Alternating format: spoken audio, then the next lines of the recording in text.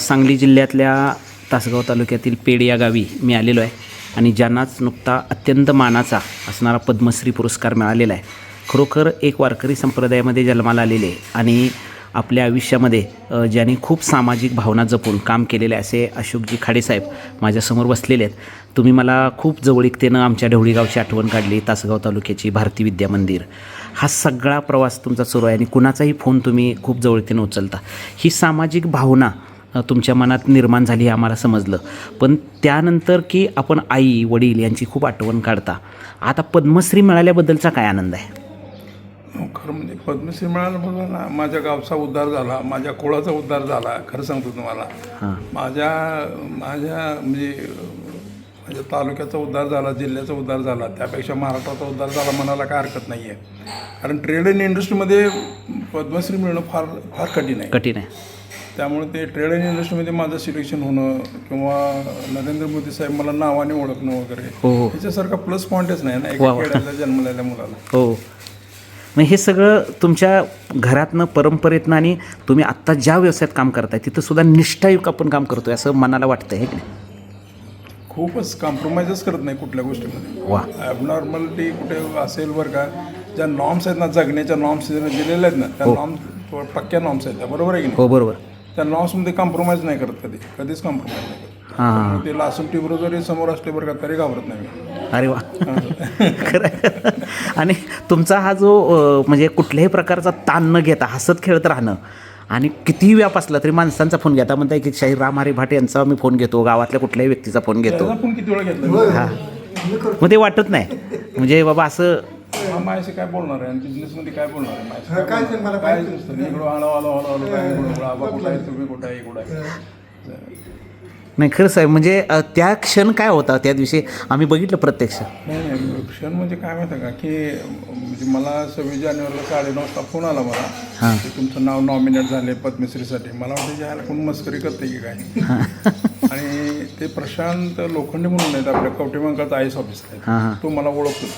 ते पेट्रोलियम मिनिस्ट्रीमध्ये पण होते आणि म्हणजे माझी कंपनी पण त्याला ओळखते, मी पण ओळखतो त्याला. हो. ते म्हणा नाही म्हणे खाडेसाहेब मी प्रशांत लोखंडे बोलतोय, मस्करी नाही करत. एक 4 वाजेपर्यंत म्हणजे 4 वाजेपर्यंत तुम्ही थांबा, नरेंद्र मोदीची सही व्हायची आहे. अमित शहाची सही झाली. 4 वाजता नरेंद्र मोदीची सही झाल्यानंतर मी तुम्हाला फोन करतो, तुमचं नाव वगैरे सगळं बरोबर बघा, खाडे KHADE असं आहे का, अशोक आहे का, आणि मला कन्फर्म करून सांगा मला. मग मी ते पोर्टलला टाकतो. मग मात्र म्हणलं आईला जिंकलो आता म्हणलं जाळाचं नुसतं ठिणग्यात पाडायच्या नुसत्या. हो, म्हणजे हा सगळा प्रवास आपल्या पेडपासून ते मुंबईपर्यंतचा. म्हणजे मी तुम्हाला मुंबईच्या आठवणी जास्त सांगत नाही, बघितलं ना तुम्ही माझ्या शब्दामधून. माझे पेड, ढोकळ्याचे नाळ, उभा खोरा, करवंदाच्या जाळ्या, असंच मला सगळं ते उभा खोर, खालचं ते डोकरदारा, इकडचं तिकडं पलकामळा, हे सगळं मला जास्त मी सांगतोय तुम्हाला. होय, माझ्या मुंबईला मी ह्याच्यापेक्षा कितीतरी मोठ्या लोकांमध्ये मी मागं पुढं इकडं तिकडं होत असताना पण ते नाही होत मला. पण ते त्याच्याविषयी मला फार एवढं वाटत नाही. एक जगण्याचं एक कारण आहे, ते जगण्याचं एक कारण आहे. ते खरं सांगायचं हे जगण्याचं कारण नाही आहे. हे जगण्याचं कारण नाही आहे, खरं आहे. हे जगण्याचं चरण आहे. चरण म्हणजे पहिला स्पर्श आहे तो. हो. चरण म्हणजे पहिला स्पर्श आहे. जगण्याचं चरण नाही आहे आणि ते माझं कारण आहे. तर मला त्यात फार वाटत नाही. माझा टर्नओव्हर खूप मोठा आहे, माझी माणसं कितीतरी मोठी आहेत. मी लासून टिबरोसारख्या कंपनीला लीड करतो. मला काय त्यात वाटतच नाही. मी मला असं कमी पण वाटत नाही, जास्त पण वाटत नाही, पण आहे ते ह्याच्यावर तोडणार तुम्हाला. आणि स्पष्ट असणं हेच सगळ्या जीवनात महत्त्वाचं आहे. अरे स्पष्टच आहे ना, कारण तुम्हाला दिलेला घास आणि श्वास आहे बरं का, एक दिवशी संपणारच आहे. त्याच्या पलीकडे तुम्ही जाणारच नाही, बरोबर आहे ना. हे जर माहीत असेल बरं का, तर 2 पुस्तकाची पहिलं पान तुमचं लिहिलेलंच आहे जन्माचं, शेवटचं मृत्यूचं पान शेवटचं लिहिलेलंच आहे. मधली 50 पानं खेळायचे तिकडे तिकडे. खरं आहे. कशाला बोंबलते आणखी इकडे तिकडे चोऱ्या माऱ्या उलटा सुलटा लबाड बोलून बोंबलायचं कशाला उगाच. हो, चांगली पानं लिहिता आली तर लिहा, नाही तर मारा तुम्ही त्याच्या यायला. काय तुम्ही एवढं मोठं पृथ्वीला भार देऊन जाणार आहे आता काय. खरं. आणि म्हणजे हे तुम्ही जे हसत खेळत सांगताय आणि तुम्ही जे कुठल्याही प्रकारचं मी सांगतो हे सगळं आपल्या परंपरेतनं आलं आहे, म्हणजे तुमच्या घरातल्या वारकरी संप्रदाय. वाक्य माझं युनिव्हर्सल ट्रूथ आहे, बरोबर आहे की नाही? हो, तुला दिलेला घास आणि श्वास तसाच आहे, कॉन्स्टंट. घराची भागीदारी होईल, प्रॉपर्टीची भागीदारी होईल, जमिनीची भागीदारी होईल, पण तुझ्या घासाची आणि श्वासाची भागीदारी कोणीच करू शकत नाही. तोच करू शकतो. खरोखर तुला आता जर जायचं असेल तर जाता जाता पेडच्या अगोदरच कुठंतरी उचलेल. खरं आहे. बरोबर आहे की नाही? हो त्यामुळे काय जाते का नाही आहे की नाही. हो. प्रॉपर्टीची घरची वाटणी बिटणी त्या सगळ्या जिवंतपणे होत राहतात. हां ह्या गोष्टी जर खऱ्याच आहेत बरं का, आणि पुस्तक तर तसं लिहिलेलंच आहे आपल्यासाठी. खरं आहे. पहिलं पान झालेलं आहे, शेवटचं पान पण जवळ आले आता, पण ती पानं फक्त चाळायच्यात नुसते आता. दादानका उडवून त्याच्या आईला काय होते. म्हणजे आहे त्या प्राप्त परिस्थितीमध्ये आनंदी राहणं. आनंदाने तोडून राहायचं एकदम, हां तोडून जोडून राहायचं एकदम. हां हां हां तडजोड करायची नाही. कडजोड नाही, तोडून जोडून एकदम असं ढिलच पडायचं नाही. हां हां हां माझी म्हणजे आता हे पद्मश्री म्हणजे आम्हाला खूप आनंद तर झालाच, पण एखाद्या ग्रामीण भागातल्या मुलाला आणि आम्हाला म्हणजे तुम्ही या परिसरात उद्योग घेता कुणाला फारसं म्हणजे माझ्या गावाला बरं का अजूनपर्यंत माहीत नाही मी काय करतो ते. हां तेच की ते माहीत नाही. आणि साहेब की म्हणजे आता एवढ्या वयात सुद्धा आई असणं आणि तिला भेटा येणं ही काय ओढ आहे हो. अरे ते ओढ म्हणजे काय विचारायची सोय नाही, कारण तिनं ते केलेले रोजगार बघितलेत आम्ही बरं का. खरं सांग, 4 हळकुंडाचे गड्डे त्याच्या आयला सोरगड्डे जर पाट्यात घातले असले तर त्या पाटलाने नालायकपणाने बोलताना मला आठवलं होतं. त्या गेल्या 2 वर्षाच्या अगोदर हळद केली होती, 82 पोती हळद झाली मला. एवढा मोठा ढेग आयला दाखवला. आई म्हणली बाबा काय भारी दिसते सगळी, तुला बघण्यासाठी म्हणलं ढेर गाठल्या, म्हणजे सोऱ्या म्हणजे एवढं थापे लावल्या, म्हणलं 2 गड्डे घेताना म्हणलं ज्या आयला त्या पाटलाने बोललेलं मला आठवतं. कशाला काय 2 गड्डे घेऊन जातात म्हणजे चटणीला पाहिजे का माणसे. हां बायका नेतात. ते ते ते पंचिंग खूप जास्त झालं माझ्याबरोबर. हां हां हां त्याचा दणका काढतच मी गेलो. हां हां हां म्हणजे माणूस ज्या वेळेला सगळ्या परिस्थितीनं पोळलेला असतो तेव्हा तो जोमानं काम करत जातो. जोमान म्हणजे ते जोमच म्हणता येणार नाही, आग सगळे.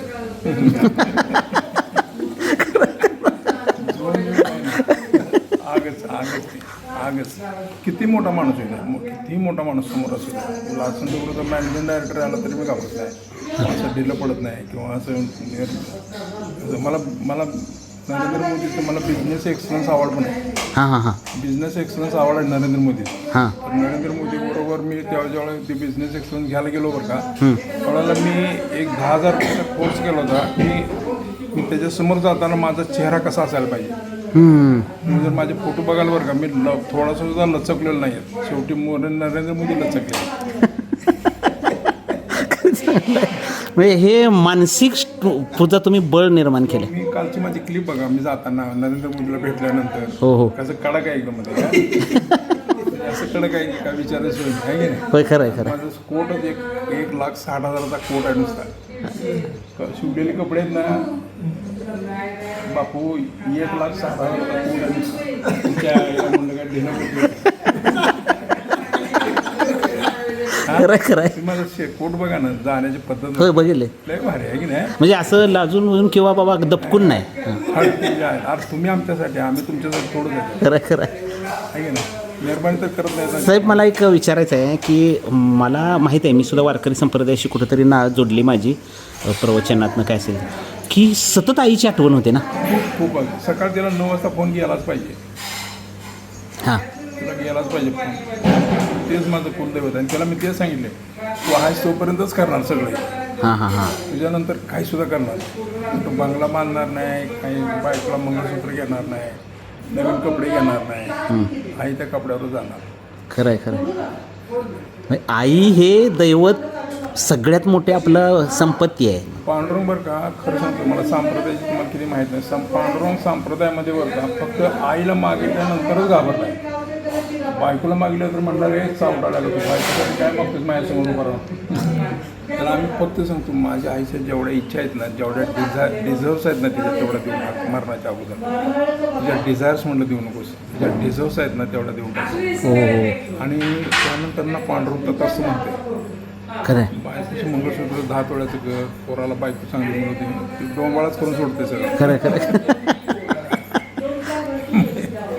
त्यामुळे आईसाठी मागितलं की नाही तो म्हणतो की तात असतो. तर रुक्मिणीचा दरवाजा जाऊन बघा ना, जवळजवळ तो 67 किलो चांदीचा दरवाजा बनवला मी आईसाठी. हां हां हां लय भारी. पंढरपूरचा हां हां हां गावाचं नाव, आईचं नाव सगळं एकदम चकाचक आहे त्याच्यावर.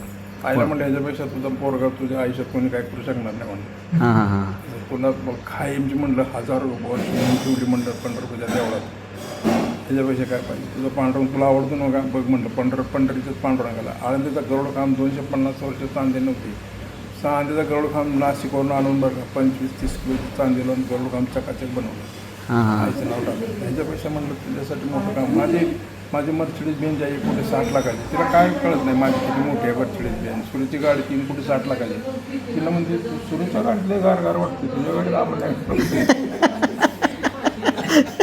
काही सुद्धा माहिती नाही. काहीच त्यावेळेला करायचं हां गांधीची टोकन त्यावेळेला रुक्मिणी मंदिराला बसवली, त्यावेळेला जष्ट्या मोफत ठेवले की होय गावातले लोक जाणे. मी गेलतो तर एवढं मान खरेदी यासाठी करून आईचा फोटो, आईचं नाव. त्याच्यानंतर नाही होणार मला. सांगलीला खूप मोठा बंगला बांधायला लागलो तिथे फक्त वाढदिवसासाठी. आता हां हां एवढा मोठा बंगला आहे, राजमहालच आहे. मिनी कोर्ट आहे, मिनी पोर्ट आहे. हां. जर गेला तर बरं का त्या भागात बघा तुम्ही हो मिरजाला.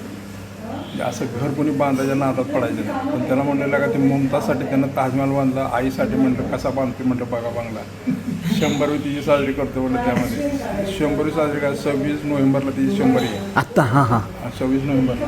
ते 26 नोव्हेंबरपर्यंत आता बनत आला आहे बंगला. हां हां सगळं पुरं राजस्थानी मार्बल, राजस्थानी दगडं, हे ते सगळं ते राजवाडाच आहे.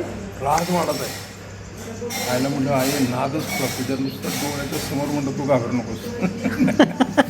तुझ्या समोर म्हणलं तेवढं करायचं आहे मला, तेवढं एकच राहिलं आता. मला साहेब एक जाणवतं आहे, एवढा मोठा व्याप सुरू आहे किंवा एवढं तुमचं तिकडं काम सुरू आहे. आता ते सांगलीला म्हणताय, मी तिकडं ते चालूच राहतंय, पण तुम्ही अगदी मुक्तपणे टेन्शनमुक्त की बाबा हे असं राहत आहे आणि ते आपल्या पाठीमागं राहणारच आहे चालू. हो हो नाहीतर रोज पळून आणि हे सारखं घेऊन आणि वेळ न देणं. आपल्यासाठी बरं का, त्याला काहीतरी पांडुरंग आहे का नाही माहीत नाही, कुठं आहे ते उभा राहिला का कुठं बसलाय काय माहीत नाही आम्हाला, पण त्याला काहीतरी काळजी आहे ना आपली. हां हां माझं काहीतरी काम करण्यासाठी आहे की नाही, हे खूप मोठी परंपरा होईल माहिती आहे का.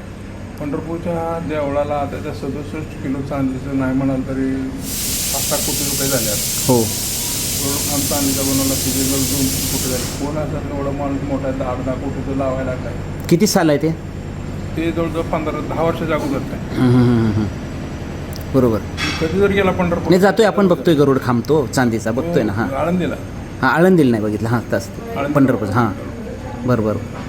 त्यामुळे ते मुलांनी जन्माला यावं आणि तेवढं करून मोकळं व्हावं, याच्यापेक्षा म्हणतात ना की बाबा असं असं असं असं असं नाही जन्माला आलं. हां हां यासाठी काय बांधायचं, शेती घेतली एवढी म्हणजे रावसांनाचं बरं का, ह्याने आम्हाला चपाडाने हाणलं रावसांना आणि काय नाही मी काय म्हणतोय, आपण जेवढं मिळवतोय की नाही ते साठवण्यापेक्षा देण्यात आनंद आहे.